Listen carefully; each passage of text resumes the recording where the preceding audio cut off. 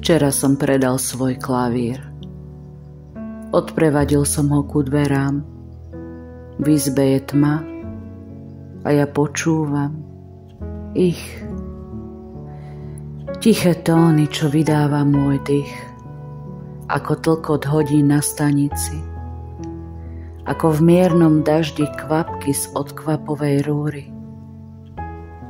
Odišla si melódia z mojej klaviatúry. Včera som predal teba.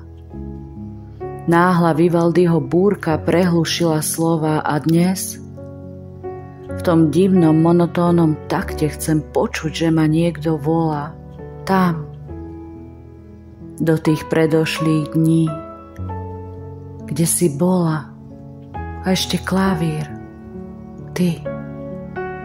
Toľko tónov zo včera. Bežná, nežná, výnimočná, moja.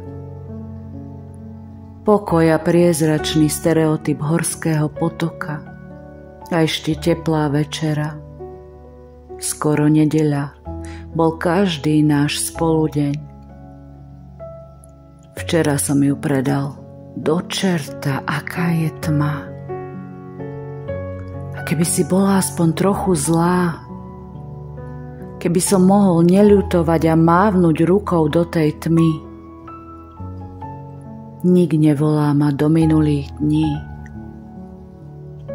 Ráno som ešte myslel sprosto ružovo. Slnko ma zviedlo, vraj budem to mať na novo. Nový klavír, jeho nové zvuky, nové vône, nové slova, nové pery, nové nežné ruky.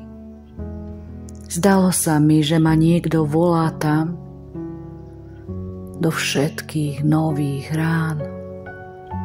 Je však večer, sakra, len ten tykot hodí na stanici a jeden čakajúci sám.